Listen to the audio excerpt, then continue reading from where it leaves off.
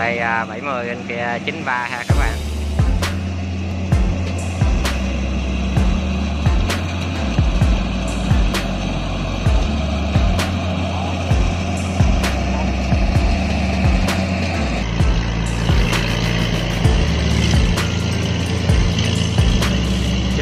Miếng ở đây lúc mà ba cắt ghê thiệt.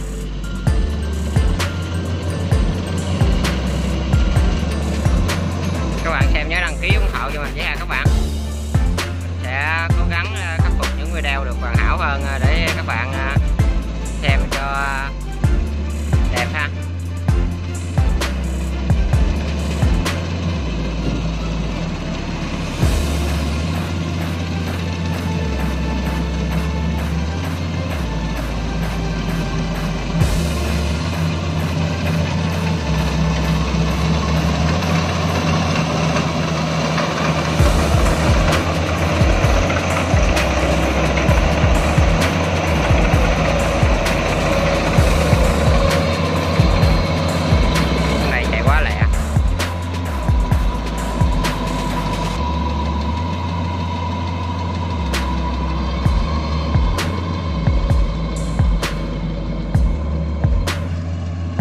Bắt chuột đó là thấy không?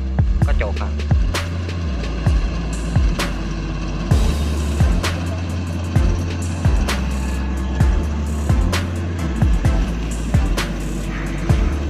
Chính còn sống luôn.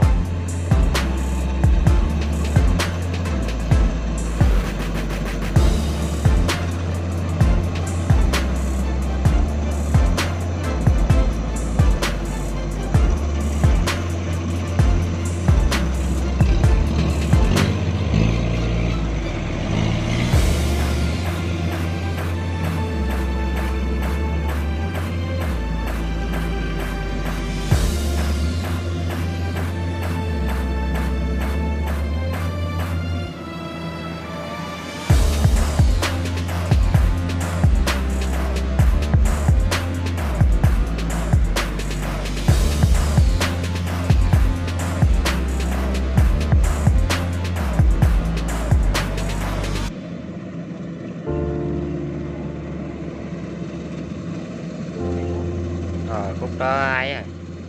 Khúc đó lúa còn xanh quá như cái lung vậy. Cắt đi chậm ha.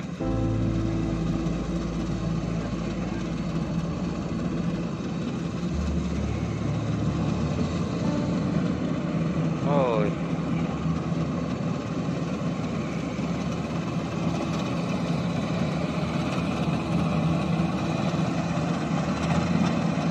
Chiếc 70 kìa chạy lúc đầu chảnh này.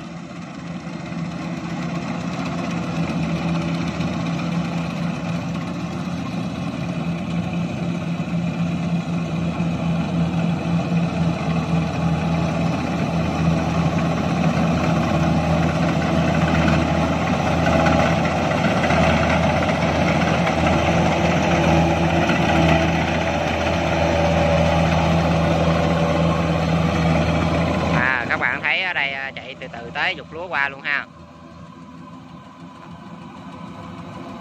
Chạy tiếp nữa đó chứ gì nó mới lẹ đó.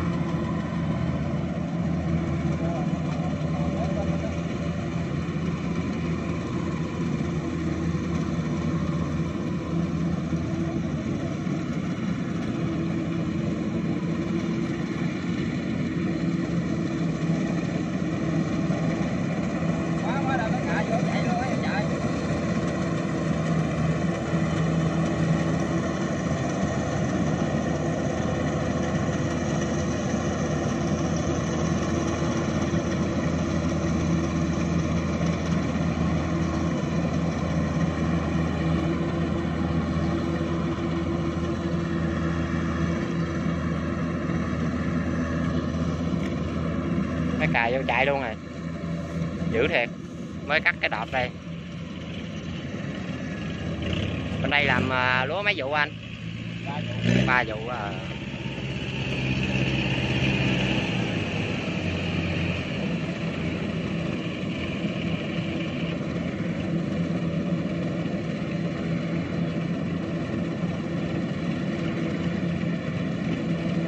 đầu á làm như lúng quá vậy á.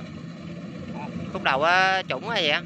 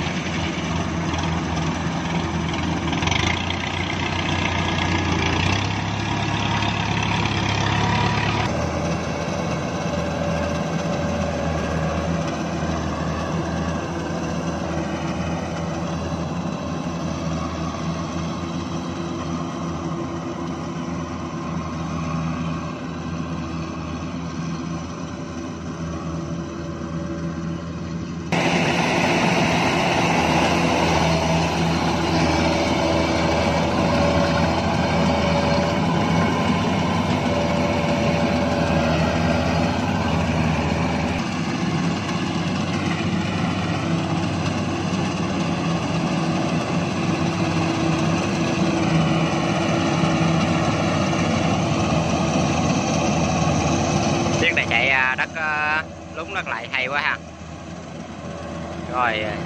Rồi đối đầu với chiếc 70 luôn rồi. Rồi 70 ra là cái này rồi.